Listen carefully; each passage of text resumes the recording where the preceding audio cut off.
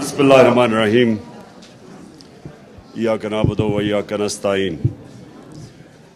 मैं सबसे पहले शाह महमूद कुरैशी, शीरीन मज़ारी और शौकत तरीन, मैं आपका शुक्रिया अदा करता हूं जो आपने 3 सब्जेक्ट्स के ऊपर बात की।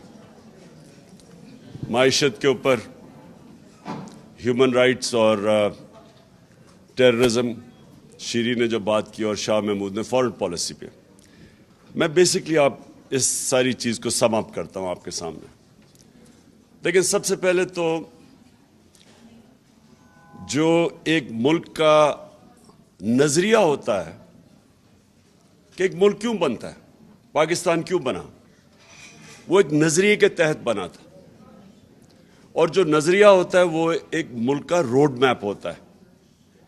आपका जो फाउंडिंग फादर्स पाकिस्तान के, जिन्होंने एक ऑब्जेक्टिव, प्लीज़ खामोशी थोड़ी, जो ऑब्जेक्टिव रेजोल्यूशन पास की थी, वो बेसिकली एक बड़ी डिस्कशन के बाद एक रोड मैप आया था कि पाकिस्तान क्यों बना है। तो ये बड़ा इंपॉर्टेंट है अगर हम इन चीज़ों, इन सब्जेक्ट्स, और ये तीनों सब्जेक्ट्स कनेक्टेड हैं, ये जुड़े हुए हैं एक दूसरे के साथ, और ये जुड़े हुए हैं पाकिस्तान के नज़रिए के साथ। नज़रिया पाकिस्तान का ये था, पाकिस्तान एक इस्लामी फलाई रियासत बनेगी, बड़ा क्लियर नज़रिया था। और वो रियासत बेस किस पे थी? अगर आप इल्लामा इकबाल का सारा जो कोशिश थी मुसलमानों को जगाने के लिए ग़ुलामी से, तो वो सारी रेफरेंस पॉइंट उनका था मदीना की रियासत में, क्योंकि वो अभी भी मुसलमान समझते हैं कि वो गोल्डन पीरियड था मुसलमानों का, जिधर जो प्रिंसिपल्स नबी सल्लल्लाहु अलैहि वसल्लम ने बेस किए थे, उन प्रिंसिपल्स के बेसिस पे वो कौम जिसकी कोई हैसियत नहीं थी, उसने दुनिया की इमामत की। और ये हिस्टोरिकल फैक्ट है, यानी ये एक ऐसी चीज़ है जो आप कहानियाँ नहीं कह सकते, मिथ्स नहीं कह सकते। जिस तरह ग्रीक मिथोलॉजी है, मिथ्स है, लेकिन ये हिस्टोरिकल फैक्ट है कि 622 और 632 के बीच में दुनिया की तारीख का सबसे बड़ा इनकलाब आ गया था। वो अनफॉर्चुनेटली हमारे मुल्क के अंदर कभी इसकी हमने अपनी यूनिवर्सिटीज़ में डिबेट नहीं की, हमने अपने बच्चों को नहीं बताया कि वो क्या चीज़ थी कि एकदम ट्रांसफॉर्म हो गए इंसान। लोग, मैं स्कूल में जब हमें पढ़ाया जाता था, तो हमें ये तासुर आता था कि वो जंगें मुसलमानों ने जीती, इसलिए वो एक दुनिया की अजीम कौम बन गए।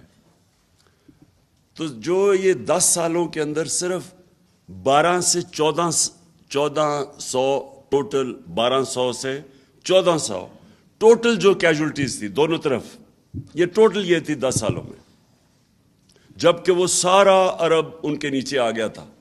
तो वो फिक्री इनकलाब था।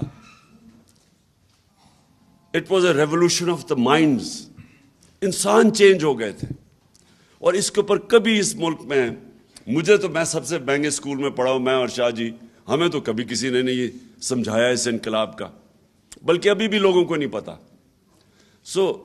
जो वो इनकलाब, इल्लामा इकबाल बार बार क्यों कहते थे, इल्लामा इकबाल की आप सारी शायरी देख लें, खुददारी, खुदी, वो जगा रहे थे लोगों को। क्योंकि जो गुलाम है, ये याद रखें, गुलाम की कभी परवाज ऊपर नहीं होती। गुलाम तो अच्छा गुलाम बन जाता है, कभी गुलाम वो अपना, जो अल्लाह ने हम सबको जब अपनी सबसे बड़ी मखलूक बनाया, सबसे अजीम अशरफुल मखलूकात, तो उन्होंने जब शैतान नहीं झुका तो उसको कहा गया कि तुम्हें नहीं पता मैंने कितना पोटेंशियल, कितनी पावर दी है इंसान में। तो हम सब में वो पावर है, लेकिन वो पावर हम तब डिस्कवर करते हैं जब हम अपनी गुलामी की जंजीरें तोड़ते हैं। एक सिर्फ आज़ाद इंसान की परवाज़ ऊपर होती है। तो मैं जब यूनिवर्सिटी गया इंग्लैंड में, और मैंने उनका सिस्टम देखा, और फिर मैं बड़ी देर प्रोफेशनल क्रिकेट खेलता था। आधा साल मेरा कोई 15-20 साल उधर होते थे, आधे मैं पाकिस्तान देखता था, तो मैं कॉन्ट्रास्ट कर सकता था। مجھے بڑا موقع مل گیا دو معاشروں کو موازنہ کرنا. ڈفرنسز کیا ہے ہمارے, کیا ان کی طاقت ہے, کیا ہماری طاقت ہے, کیا ان کی کمزوریاں ہیں, ہماری کمزوریاں کیا ہے. یہ مجھے بڑا زبردست, آدھا مہینہ آدھا سال ادھر گزارتا تھا, آدھا سال پاکستان گزارتا تھا. تو مجھے دونوں جو سوسائٹیز تھی ان کو میں نے بڑی اندر سے دیکھا. اور میں شاید وہ پاکستانی تھا جس کو ایک برطانیہ کے انگلش اسٹیبلشمنٹ نے اپنایا, تو میں نے اندر سے ان کو دیکھا. تو دیکھیں, جو چیز ایک اگر معاشرے نے اوپر جانا ہے, اس کی پرواز اوپر جانی ہے, تو آزادی کے بغیر معاشرہ اوپر نہیں جا سکتا. اب وہ کیا چیزیں ہیں جو اب, اور اسی دوران میں نے پھر اسٹڈی کیا اپنی تاریخ. اسی دوران یہاں سے جب گیا نہیں مجھے پتا تھا, آہستہ آہستہ میں نے اپنا سارا اپنی تاریخ, اپنی دین, اس کو اسٹڈی کیا. تو میں نے ریئلائز کیا کہ جو اللہ کیوں ہمیں حکم دیتا ہے کہ ان کے راستے پہ چلو, ہماری بہتری کے لیے, کیونکہ وہ دنیا کی تاریخ کا سب سے سکسیسفل ماڈل تھا. کبھی بھی نہیں ہوا کہ اتنے تھوڑے وقت میں دو سپر پاورز گھٹنے ٹیک جائیں, ان لوگوں کی جن کی حیثیت ہی کوئی نہیں تھی, کوئی ٹیکنالوجیکل ایڈوانس نہیں تھا. مثلا منگولین, چنگیز خان کے منگولین بھی دنیا پہ چھا گئے تھے, لیکن ان کے پاس انہوں نے زبردست ایک وار مشین ڈیولپ کی تھی, ٹیکنالوجی تھی ان کی کمان تھی جو زیادہ دور مارتی تھی, اس کی وجہ سے وہ گئے تھے. یہاں تو ایک کتاب بھی ہے, دی عرب کانکویسٹ, وہ لکھتی ہے کہ یہ جب یہ نبی صلی اللہ علیہ وسلم دنیا کے پردہ کرنے کے بعد 30 سال میں وہ ساری دنیا پہ چھا گئے. کوئی نئی ٹیکنالوجی نہیں تھی, جو جنگیں ہوتی تھی ان کے نمبر بھی کم ہوتے تھے, دوسرے زیادہ ہوتے تھے. اور وہ کیونکہ ایک انگریز لکھ رہا ہے, وہ فینومینا اسٹڈی کر رہا تھا کہ کیا چیز تھی, کہ کیا ان کی موٹیویشن تھی. تو میں مجھے جو افسوس ہوتا ہے کہ ہم نے کبھی اس چیز کو اپنے بچوں کو بتایا ہی نہیں. میں نے رحمت اللہ عالمین اتھارٹی بنائی اسکالرز کی, تاکہ ان کو کریکولم ڈیولپ کریں ہمارے اسکول کے بچوں کے لیے, تاکہ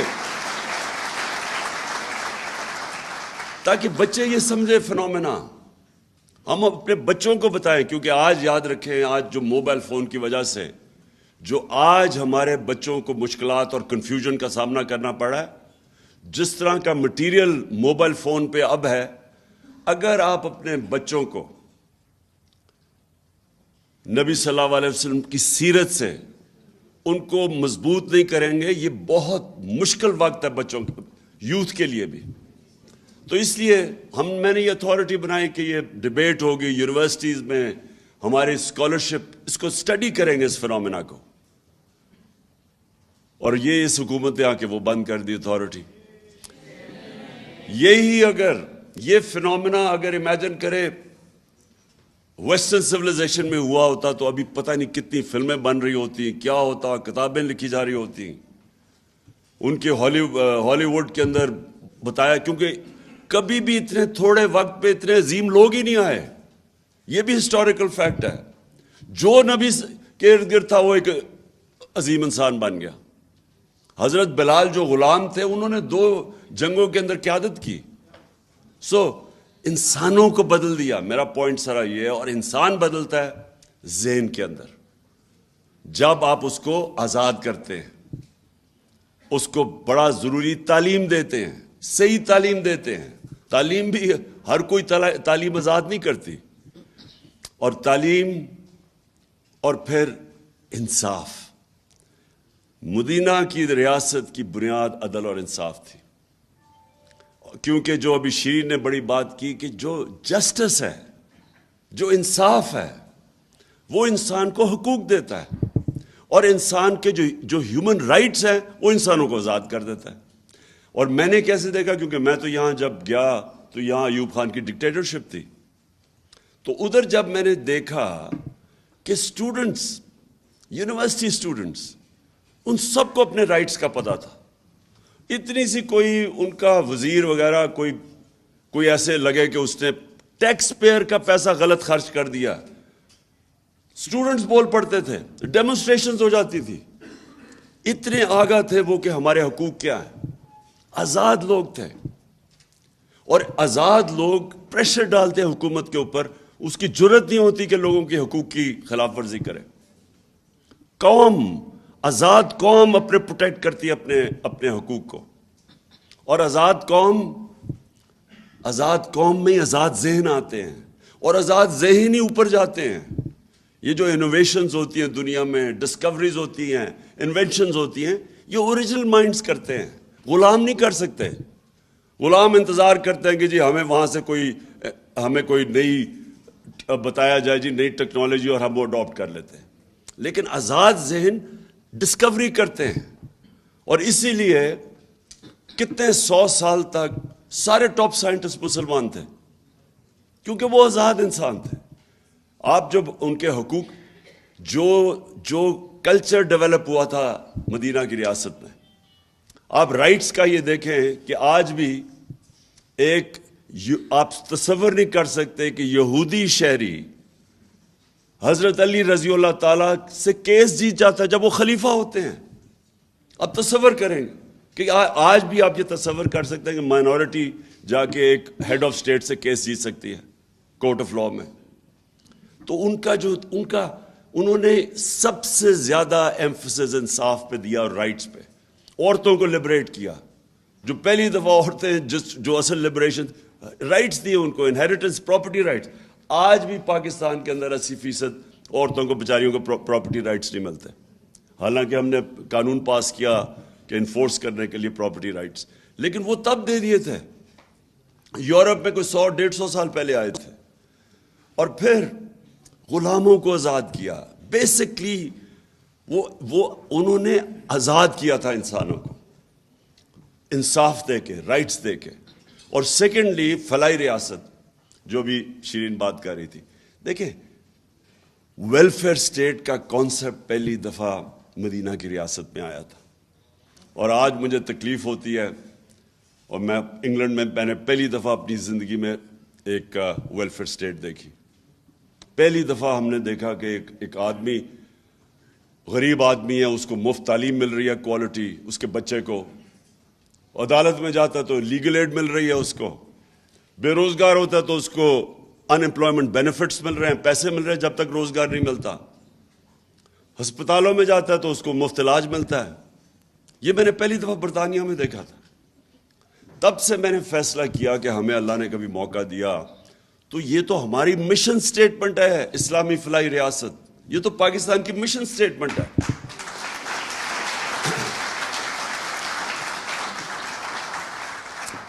اور پھر یہ جو ہم ابھی شیرین نے بتایا، ہمارا اتنا ہیلتھ کارڈ ہم لے کے آئے، اور آپ اندازہ نہیں لگا سکتے کہ یہ غریب گھرانے کے لیے کتنی بڑی نعمت ہے.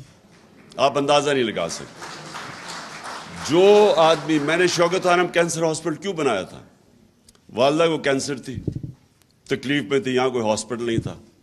میں ایک ڈاکٹر کو میو ہاسپٹل میں، مجھے ابھی بھی یاد ہے، ڈاکٹر مسعود ہوتے تھے، میں ان سے کنسلٹ کرنے گیا اپنی والدہ کے اوپر. باہر مجھے اس کی ویٹنگ میں ایک آدمی نظر آ گیا، بوڑھا آدمی. وہ جا کے اس سے وہاں پوچھ رہا تھا کہ اس کا دوائی مانگ رہا تھا. کوئی اس کے جو کمپاؤنڈر جو بھی ہوتا ہے اس کے پاس کہہ رہا تھا کہ ایک طرف پرچی پکڑی ہوئی ہے، ایک طرف دوائیاں پکڑی ہوئی. کہتا ہے میں نے ساری دوائیاں لے لی ہیں. اس نے کہا نہیں، آپ نے نہیں لی، آپ نے ابھی یہ بھی لینی ہے. تو اس کی میں نے شکل دیکھی، بوڑھا آدمی.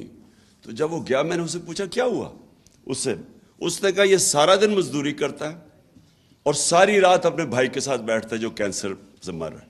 تب میں نے فیصلہ کیا کہ ہمارے جیسے لوگوں کو اتنی تکلیف، امیجن کریں بیچارے غریبوں کے اوپر کیا گزرتی.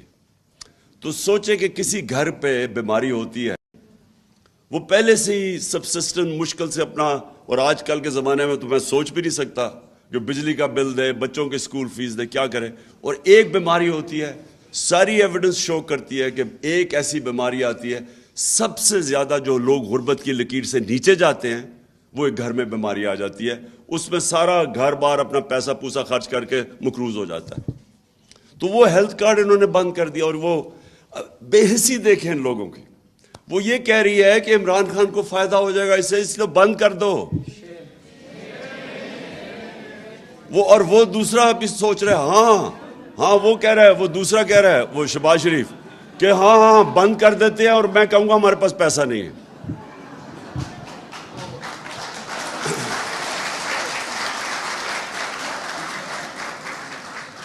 اچھا جی، دوسری چیز اکانومی. میں صرف اکانومی جو ہے نا جی، وہ کنیکٹڈ ہے فارن پالیسی کے ساتھ. میں سمجھتا ہوں یہ دونوں ساتھ کنیکٹڈ ہے. ہم نے فنڈامنٹل مسٹیک کیا کی؟ ہم نے یہ کیا، چلے ہم شروع میں ہمارے بڑے برے حالات تھے. جب پاکستان بنا تو یہاں کچھ بھی نہیں تھا، فیکٹری ساری ہندوستان میں رہ گئی تھی. ہمارے بڑے بتاتے ہیں کہ بڑے مشکل وقت تھا ہمارے لیے. پتہ نہیں 40 لاکھ ریفیوجیز تھے یا کتنے ریفیوجیز آئے ہوئے تھے، یا ملک کے پاس اسٹرکچر نہیں تھا. بڑا لوگوں کا جذبہ بھی ہمیں بتاتے ہیں کہ کس طرح لوگوں نے کام کیا، مدد کی، کیسے ملک کو اٹھایا.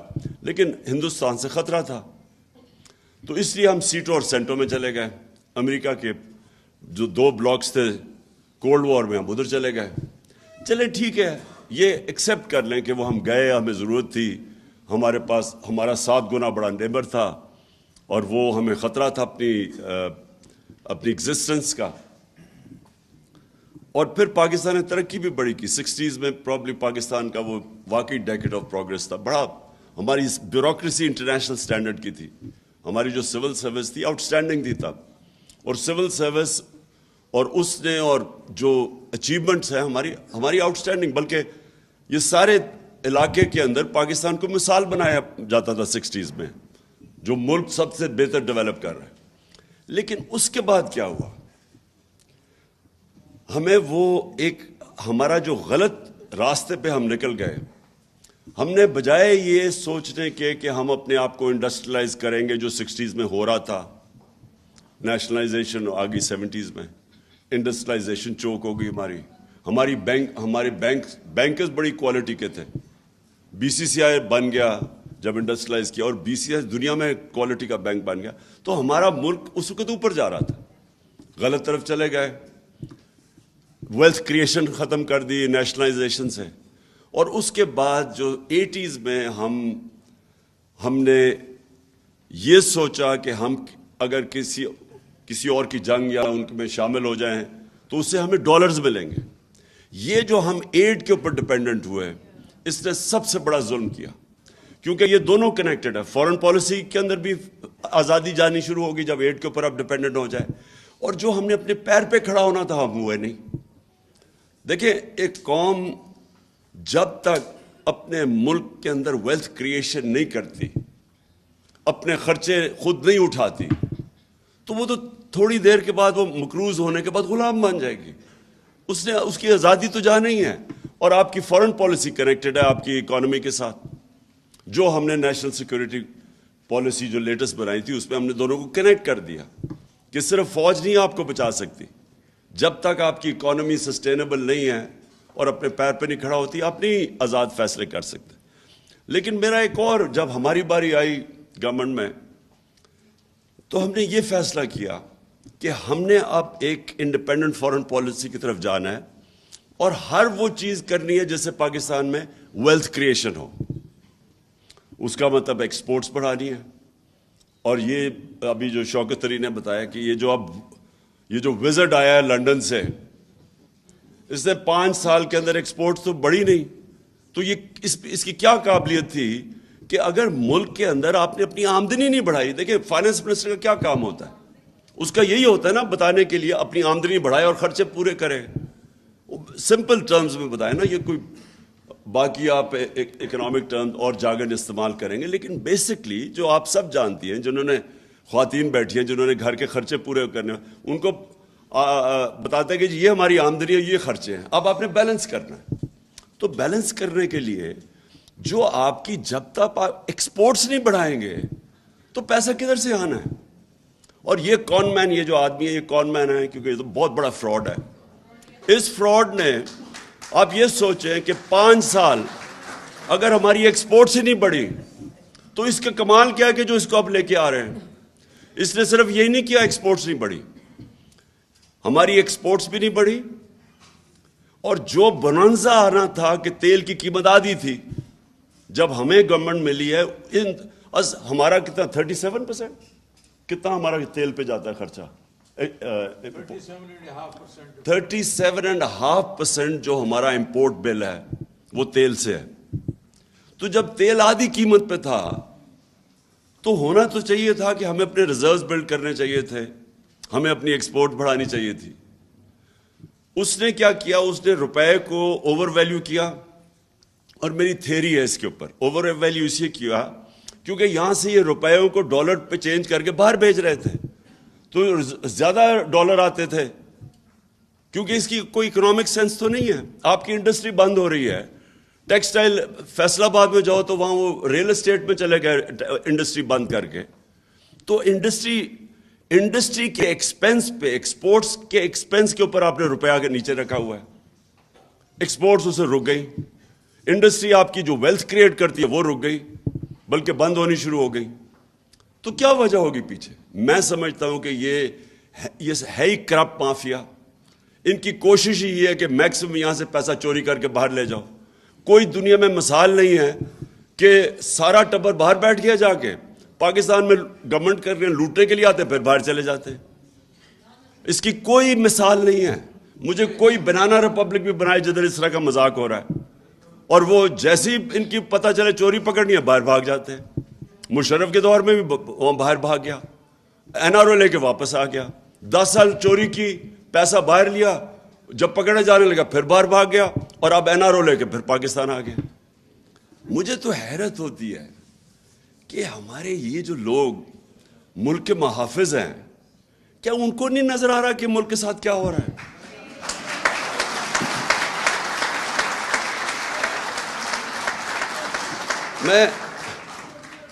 ہم نہیں چاہتے، میں اننیسری تنقید کسی کی نہیں کرنا چاہتا اپنے اداروں کو، لیکن مجھے یہ سمجھ نہیں آتی کہ کیا یہ اس کے لیے کوئی جینیس تو نہیں ہے؟ کیا سب کو نہیں نظر آ رہا کہ ملک کے ساتھ کیا ہو رہا ہے؟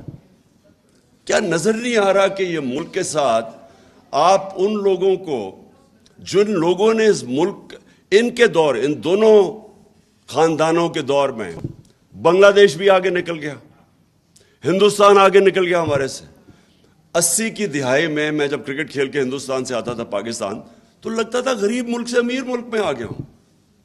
ہم ہمیشہ، ڈاکٹر عشرت حسین اپنی کتاب میں لکھتے ہیں کہ 90s تک پاکستان زیادہ تر اکنامک انڈیکیٹر سے ہندوستان سے آگے تھا، اور بنگلہ دیش کی تو کوئی بات ہی نہیں کرتا تھا. بنگلہ دیش بھی آگے نکل گیا جب سے یہ دو آئے ہیں. یہ اربوں پتی بن گئے، ملک کو مقروض کر گئے. اور کون سی مائنڈ ہے جو ان لوگوں کو واپس مسلط کر رہے ہیں؟ یہ پاکستان کے خیر خواہ نہیں ہے جو بھی کر رہے ہیں، جو بھی یہ کر رہے ہیں. میں آپ کو بتاؤں کہ اس سے بڑی ملک کے خلاف غداری نہیں ہو سکتی.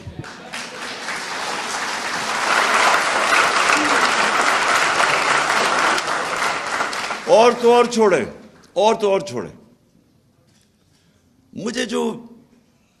مجھے سمجھ نہیں آتی کہ کیا ہم ریئلائز نہیں کر رہے کہ ہم اپنے ملک کو، معاشی نقصان تو ایک طرف ہے، ہم اس ملک کی اخلاقیات کس طرح تباہ کر رہے ہیں. مولانا رومی کی بڑی فیمس سیئنگ میں بار بار ریپیٹ کرتا ہوں کہ انہوں نے سے پوچھا قوم کیسے مرتی ہے؟ انہوں نے کہا قوم تب مرتی ہے جب اچھے برے کی تمیز ختم کر دیتی ہے. یعنی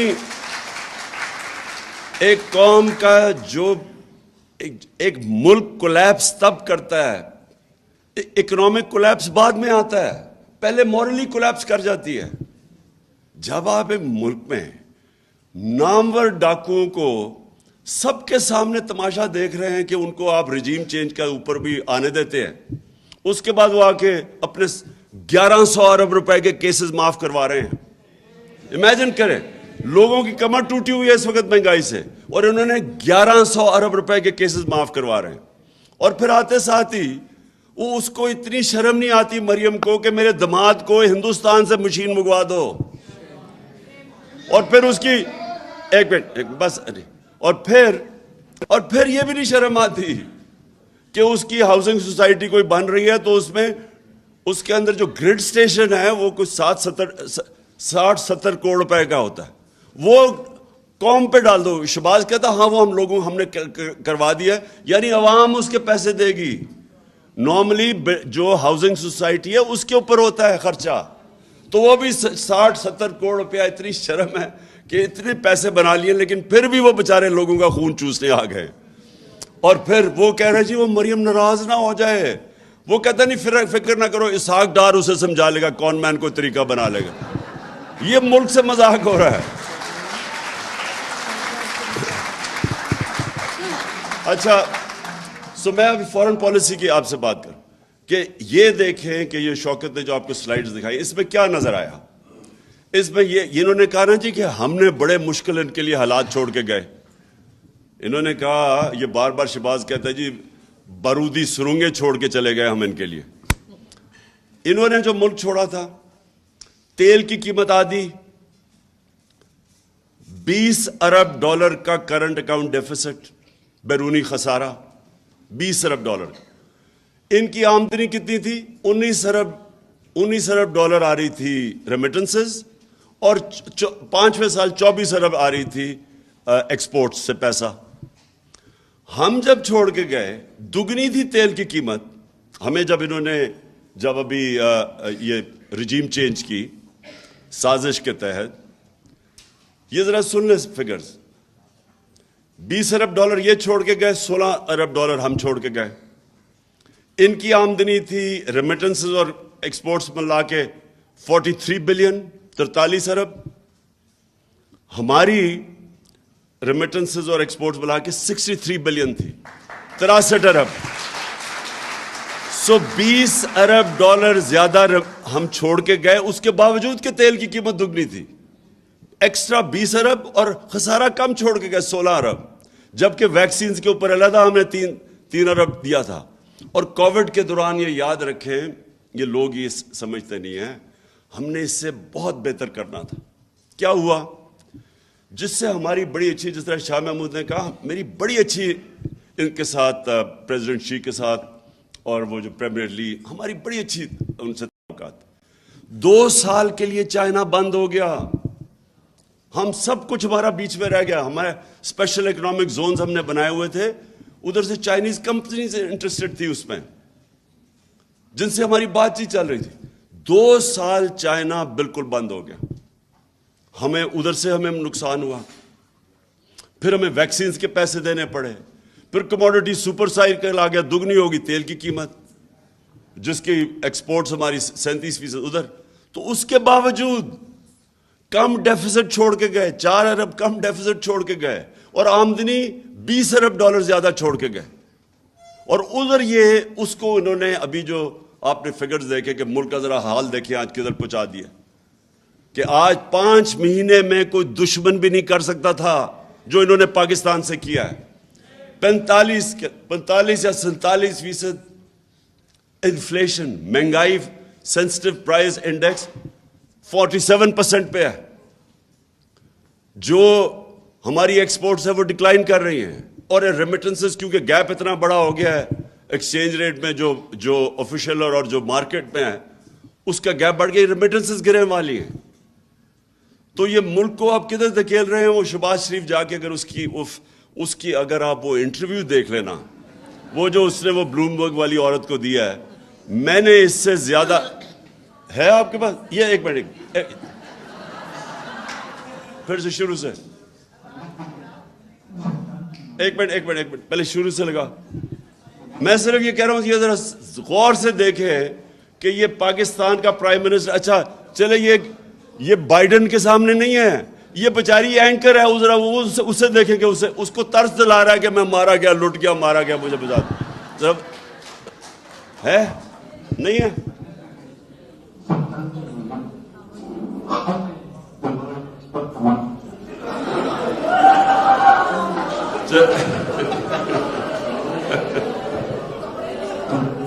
چھوڑو بند کرو اس کو، شکل ہی کافی ہے.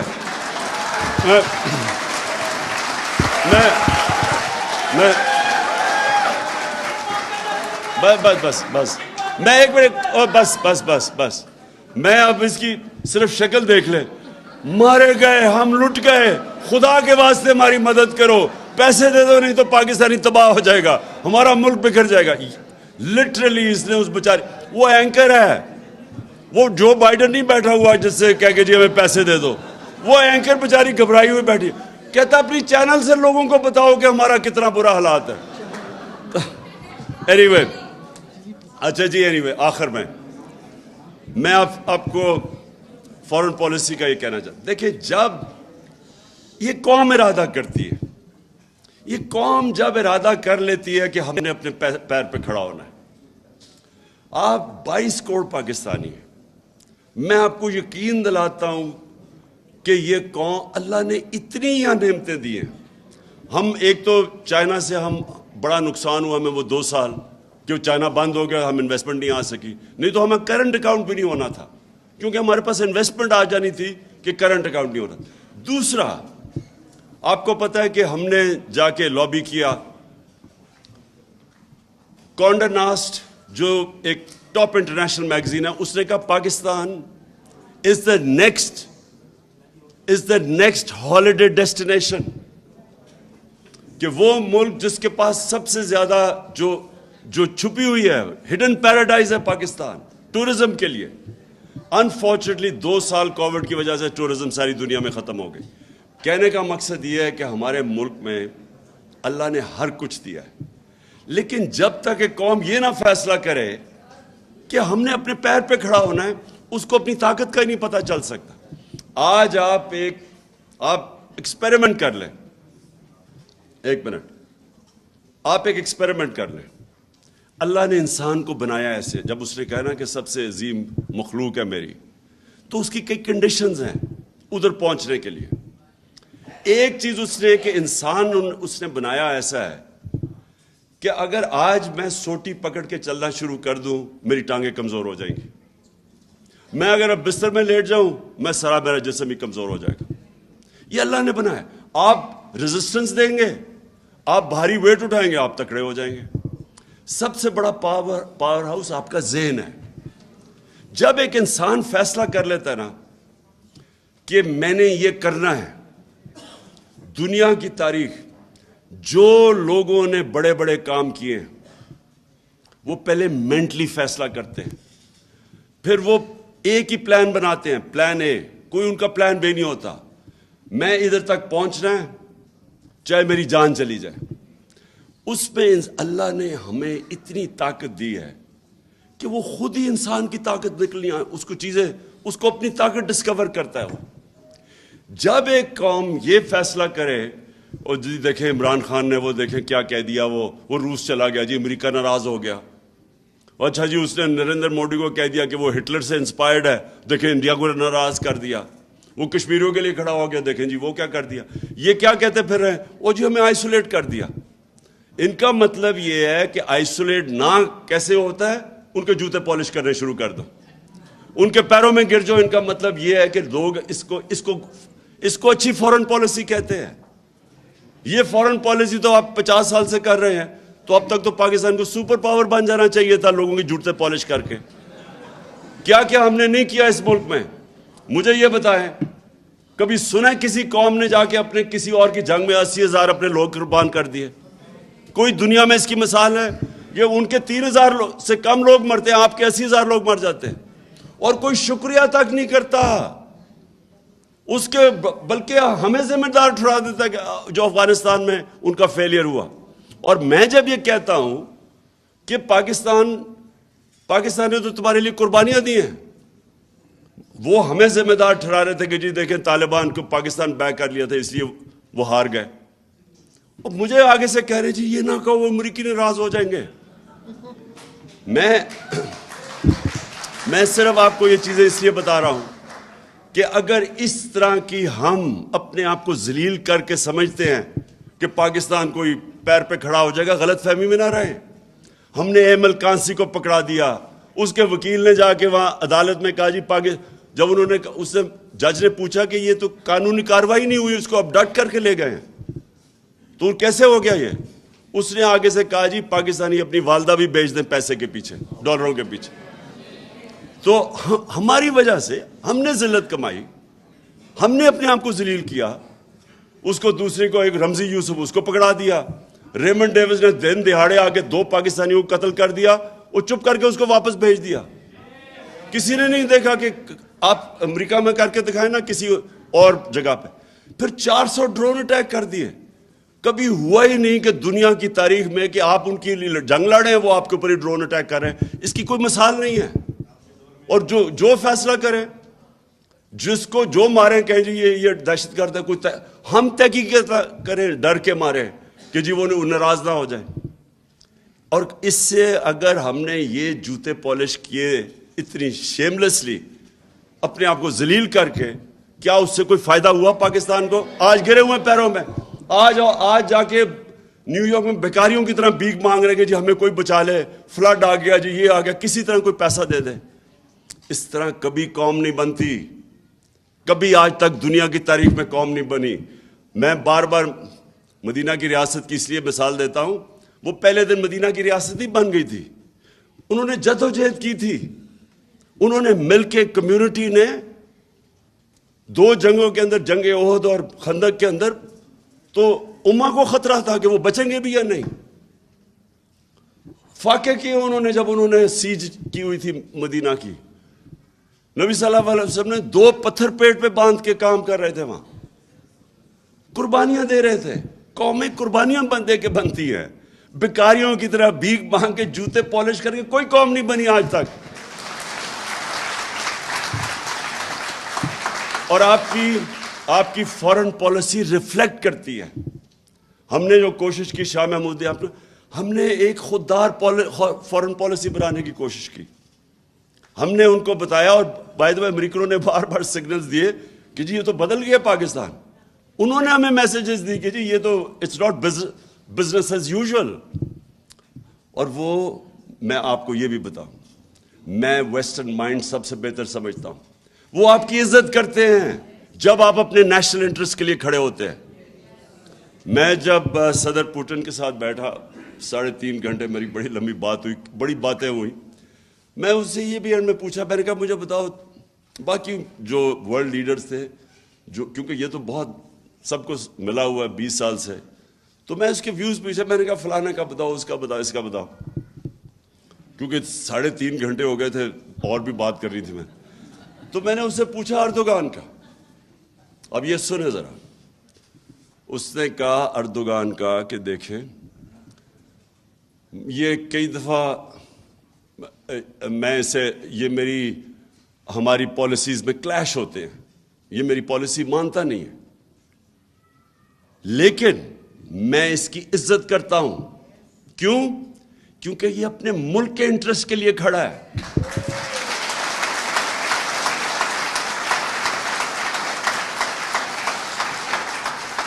ہماری جو فورن پالیسی ہے، میں آپ کو یقین دلاتا ہوں کہ یہ جس طرح جا کے ابھی چیری بلاسم وہاں سے ہو کے آئی نیو یارک، کوئی آپ کی عزت نہیں کرتا.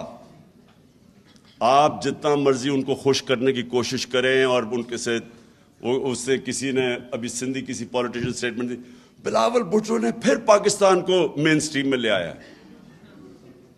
کیا مین سٹریم میں لے آیا ہے؟ مطلب یہ ہے کہ وہ ساروں کو جا کے خوش کر کے آیا کہ جی فکر نہ کریں ہم آپ کے غلام ہیں. اور کیا لے کے آیا ہوگا؟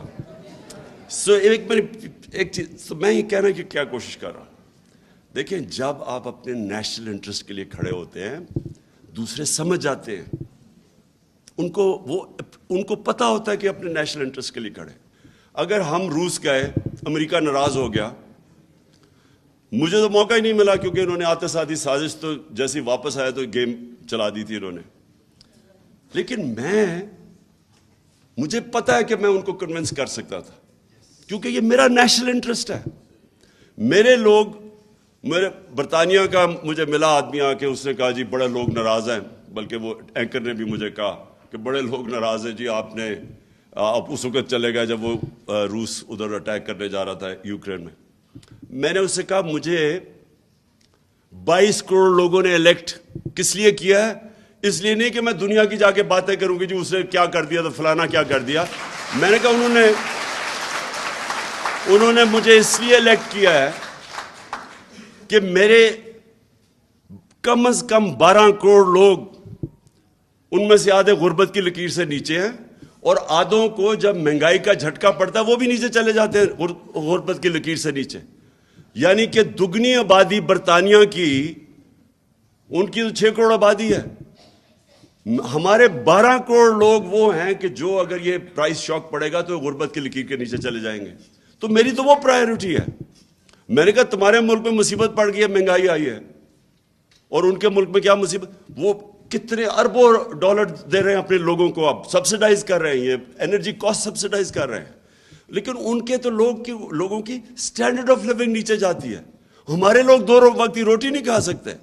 تو میری تو وہ پرائیورٹی ہے. اور میں نے تو ہر ورلڈ سٹیج پہ یہ کہنا تھا کہ ہمیں اپنی جنگوں میں نہ شامل کرو. میں نے کہا آپ کشمیر کے اندر کوئی ہماری مدد کرنے آتے ہو، جو ہندوستان سارے انٹرنیشنل قوانین کی وائلیشنز کر رہا ہے. 1 لاکھ کشمیری مر چکا ہے، شہید ہو چکا ہے. 1 لاکھ کشمیری 30 سالوں میں 35 سالوں میں شہید ہو چکا ہے. کبھی آپ نے ان کی کبھی سوچا ہے؟ تو آپ کہہ رہے ہیں ہم تمہاری جنگ میں آ کے فیصلے آپ کی سائڈ پہ کھڑے ہو جائیں. اور وہ سمجھتے ہیں، یہ ڈیموکریٹک سوسائٹیز اس چیز کو سمجھتی ہیں. اور ہمیں اگر یہ جو یہاں بدقسمتی سے غلام ذہنیت ہے لوگوں کی، ان کو اس چیز کی سمجھ نہیں آتی. جو لوگوں کی ملکوں کی عزت، پہلے تو اپنے نیشنل انٹرسٹ کے لیے کھڑے ہو، اور سیکنڈلی جب آپ قوم اپنے پیر پہ کھڑی ہو جاتی ہے پھر وہ سب کچھ کر سکتی ہے. 22 کروڑ لوگ ہیں ہمارے لیے کوئی مشکل، میں آپ کو یقین دلاتا ہوں جتنا پیسہ پاکستانیوں کے پاس ہے کوئی مشکل نہیں ہے، ہم اپنا قرضے واپس کر سکتے ہیں. لیکن قوم بننا سب سے پہلے، اپنے پیر پہ کھڑا ہونا اس کے بعد، خوددار قوم بننا، پہلے اپنی عزت کروانا، پھر دنیا عزت کرے گی. جو قوم اپنی عزت نہیں کرتی کوئی اس کی عزت نہیں کرتا. اور میں آخر میں شیرین ایک ختم کرتا ہوں. دیکھیں یہ جو پاکستان میں ہوا نا، ابھی پاکستان میں، باہر چلے جاؤ نا، باہر جا کے باتیں کرو. پاکستان میں کیا ہوا؟ ایک فیصلہ ہوا رجیم چینج کا، چلیں جی چینج ہو گئی رجیم. لیکن جو اس سے برا فیصلہ ہوا کہ ایجنسیز ہمیں دشمن سمجھنے شروع ہو گئے کہ ہم کوئی پاکستان کے دشمن آ گئے.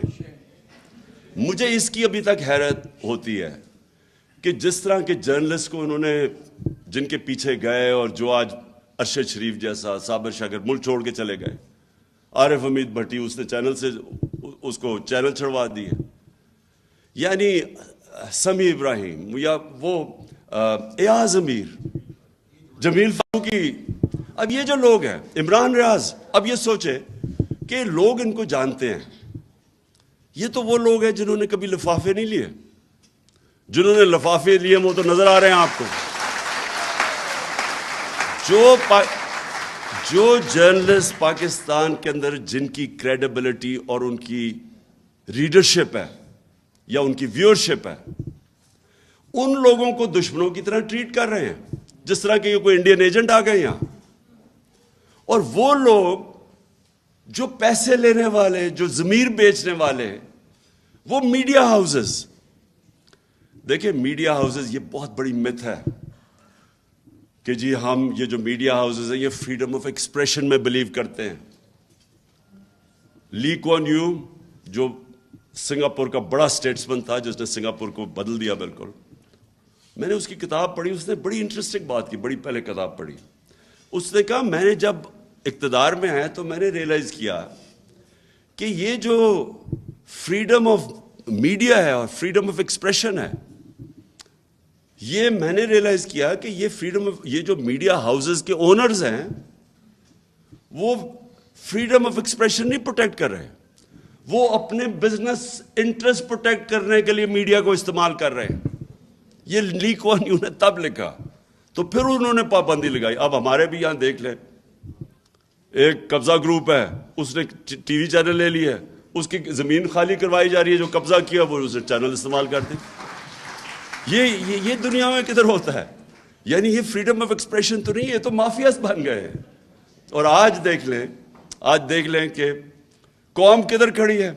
جس کو کوئی جو سپورٹ کرتا ہے حق, اس کی ویورشپ اوپر چلی جاتی ہے. اور یہ جو سارے 2 نمبر لفافے ہیں, ان کو دیکھتا کوئی نہیں ہے, کیونکہ قوم فیصلہ کر بیٹھی ہے. لیکن ایجنسیز کھڑی ہوگی جا کے چوروں کے ساتھ. اب اس سے زیادہ بری کہ شہباز گل سے جو کیا ہے, یعنی وہ کوئی کرمنل تھا, وہ کوئی جاسوس تھا, وہ کوئی دہشت گرد تھا. ایک یونیورسٹی پروفیسر کو جنہوں نے ننگا کر کے اس سے جو تشدد کیا ہے, یہ کون سے معاشرے میں ہوتا ہے کہ کوئی. اور پھر جرنلسٹ کے علاوہ ہمارے وہ سوشل میڈیا کے لوگ, کوئی ان کو اٹھا لیتا ہے, کوئی ان کو پکڑ لیتا ہے, کوئی دھمکاتا ہے. ارسلان ہمارا جو سوشل میڈیا میں ہوتے تھے ہیڈ جو تھے, اس کے گھر 15-20 لوگ گھس گئے, ان کو ساروں کو دھمکیاں دیں. اس کے ایک ہی بیچارہ, وہاں عورتیں تھیں, ساروں کو ڈرایا. ایک بیچارہ نوجوان تھا, اس کو بری طرح مارا انہوں نے. سیف اللہ نیازی اس کے گھر گھس گئے. یعنی یہ کدھر ہو رہا ہے؟ کوئی ہم دشمن ملک سے آ گئے ہیں ہر جگہ. اچھا پھر ٹیلی فون پہنچ جاتے ہیں. کوئی ایک آیا مجھے, اس نے کوئی یونیورسٹی میں انوائٹ کرنا تھا, پرائیویٹ یونیورسٹی تھی, وہ میرے ابھی گھر سے باہر ہی نکلا, اس کو دھمکی آ گئی کہ اگر تم نے عمران خان کو بلایا تو پھر یہ ہو جائے گا, وہ ہو جائے گا. یعنی یہ کون سے ملک میں یہ مذاق ہوتا ہے؟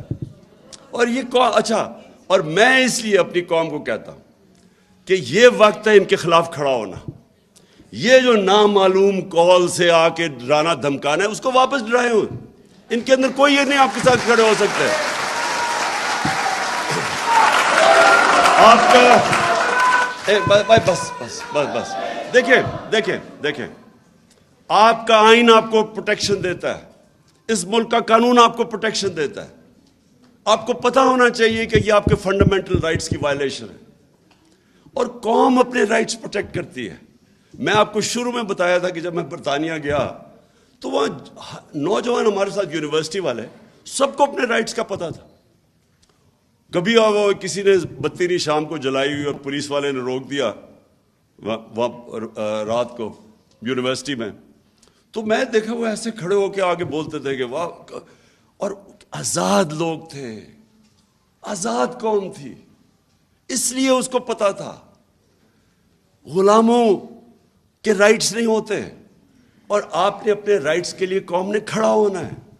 یہ نامعلوم نمبر سے جو نانسنس ہے, آپ کو ان کے ساتھ بات کرنی پڑے گی کہ تم ہو کون, تم ہمارے ٹیکس کے پیسے کے اوپر تنخواہ پہ چل رہے ہو. تمہیں کس نے رائٹ دیا ہے کہ ایک ملک کے شہری, جو ہم ہیں اس قوم کے شہری, ہم ٹیکس دیتے ہیں, ہمارا ڈیموکریٹک رائٹ ہے, میرا آئین رائٹ دیتا ہے مجھے. تم ہو کون؟ ایک تنخواہ دار آدمی مجھے میرے ٹیکس کے پیسے سے کام کر رہا ہے, اس کو پیسے مل رہے ہیں, اور مجھے ہی دھمکیاں دے رہا ہے کہ تم یہ نہ کرو, تم وہ نہ کرو. تم کون ہو؟ آئین مجھے پروٹیکشن دیتا ہے, آپ کا قانون آپ کو پروٹیکشن دیتا ہے. اور یہ میں ساری قوم کو کہنا چاہتا ہوں کہ دیکھیے, قوم تب تک غلام رہے گی جب تک وہ غلامی قبول کر لے گی. جس دن جو علامہ اقبال کی ساری اگر آپ شاعری پڑھیں تو وہ غلاموں کو جگا رہے تھے, خودی کو جگا رہے تھے, خودداری کو جگا رہے تھے. وہ شاہین کہہ رہے تھے کہ شاہین تو جب تک زنجیریں نہیں ٹوٹتی نہیں اوپر نہیں جا سکتا. وہ جو مولانا رومی کہتے ہیں کہ جب اللہ نے تمہیں پر دیے کیوں زمین پہ چونٹیوں کی طرح رینگ رہے ہو. جب تک آپ کے پر نہیں ہوں گے, جب تک آپ یہ زنجیریں نہیں توڑیں گے. اور یہ زیادہ تر ذہن میں ہے, خوف پہ. وہ جو ڈرا دیا اس نے, میں یہ کر دوں گا, کچھ نہیں کر سکتا آپ کا کوئی. جب قوم فیصلہ کر لیتی ہے کوئی اس کے سامنے نہیں کھڑا ہوتا. اور آج آخر میں تو بڑا خوش ہوا ہوں کہ شہباز شریف کے آفس سے پتہ چلا ہے کہ جناب اس نے عمران خان اور اعظم خان کا کانورسیشن اس نے ٹیپ آج ریلیز کر دی ہے. پہلے تو آپ کو پتہ ہونا چاہیے یہ آفیشیل سیکرٹ ایکٹس کے خلاف ہے. میں سوچ رہا ہوں کہ اس کے اوپر اس چیز میں اس کو عدالت میں لے کے جاؤں, یا وہ 16 ارب کے کیسز جو اس نے چار آدمی تو مر چکے ہیں نا, مقصود چپڑاسی بھی مر چکا ہے, 3 اور جو گواہ ہیں وہ بھی مار دیے ہیں, ایک وہ جو ڈاکٹر رضوان ہے وہ بھی بیچارہ انویسٹیگیٹر وہ بھی. تو ہمیں تو سمجھ نہیں آتی شروع کدھر سے کریں. ان کے اوپر اتنی کتابیں ان کی چوریوں اور جرموں پہ. لیکن میں یہ کہتا ہوں کہ اچھا چلو, اچھا ہی ہے کہ تم نے سائفر کو لے ہی آئے ہو, اب پبلک کر دو سائفر, قوم کے سامنے لے آؤ, قوم کے سامنے لے آؤ کہ ایک امریکی under secretary of state Donald Lu ایک پاکستان کے ایمبیسڈر کو کیا زبان استعمال کر رہا ہے, کس تکبر سے کہہ رہا ہے کہ اگر تم نے اپنے پرائم منسٹر کو عدم اعتماد کی اس میں نہ تم نے اس کو ہٹایا تو پاکستان کے اوپر بڑے کانسیکوینسز ہوں گے, اور اگر تم نے ہٹا کے اس کو چیری بلاسم کو لیا تو معاف کر دیا جائے گا پاکستان کو. یہ سائبر میں یہ لکھا ہوا ہے, چیری بلاسم میں نے خود ایڈ کر دیا ہے. مطلب تو یہی ہے نا اس کا کہ عمران خان کو ہٹا کے تو یہ پہلے سے اچکن سلوا کے بڑی دیر کی انتظار کر رہا تھا یہ. تو یہ میں آج چاہتا ہوں کہ یہ آپ سائفر کو پبلک کے اندر لے آئیں. جو ڈونلڈ لو نے باتیں کی تھی ہمارے اسد مجید کے ساتھ, ہمارے ایمبیسڈر کے ساتھ, وہ ساری قوم کو اب پتہ چلنا چاہیے کہ وہ کس طرح پاکستان کو دیکھتے تھے, کہ ہمیں کس طرح وہ دیکھ رہے ہیں جیسے کہ ہم ان کے کوئی غلام ہیں. میں آخر میں پھر آپ سب کا شکریہ ادا کرتا ہوں. میں پھر سے کہتا ہوں کہ یہ پاکستان کی تاریخ میں ایک فیصلہ کن وقت ہے, یہ فیصلہ کن وقت ہے. میں نے فیصلہ کیا کہ میں نے کبھی ان چوروں کو قبول نہیں کرنا, کبھی میں یہ چاہے یہ نااہلی کے اوپر, اچھا ایک اور وہ جتنا گھٹیا چیف الیکشن کمشنر ہے نا, اس سے زیادہ میں نے گھٹیا آدمی نہیں دیکھا. آپ یہ سوچیں کہ یہ حکم لے رہا ہے, کس سے حکم لے رہا ہے؟ بگوڑا, جھوٹا, کرپٹ اور نہیں نااہل نہیں, سزا یافتہ ایک چور سے آرڈرز لے رہا ہے کہ جناب کس دن ہمارے وہ ریزگنیشن ایکسیپٹ کرنے. جو میں کہتا تھا یہ ثابت ہو گیا کہ یہ ان کا نوکر ہے, یہ شریف خاندان, اور یہ ساری جو اس نے ڈرامے کیے ہیں مجھے نااہل کروانے کے لیے, وہ لندن میں بیٹھا ہوا مفرور ڈاکو اس کے کہنے پہ کر رہا ہے. اس کے اوپر خیر اس کے اوپر تو ہم نے آگے بھی چلنا ہے, کیونکہ اس میں اتنی تو شرم نہیں کہ خود ہی استعفیٰ دے دے اس لیٹسٹ آڈیو لیکس کے بعد, لیکن انشاءاللہ اس کو ہم عدالت میں بھی لے کے جائیں گے. لیکن میں یہ آپ کو آج سب کہہ دوں قوم کو کہ دیکھیں یہ وہ وقت ہے جو ساری قوم نے فیصلہ کرنا ہے. اب آپ کے سامنے 2 راستے آ گئے ہیں, یا ان چوروں کے نیچے اور ان کے وہ نااہل اور پھٹے ہوئے بچوں کے نیچے باقی زندگی گزارنی ہے, اور یا حقیقی آزادی کے لیے پاکستان کی زندگی.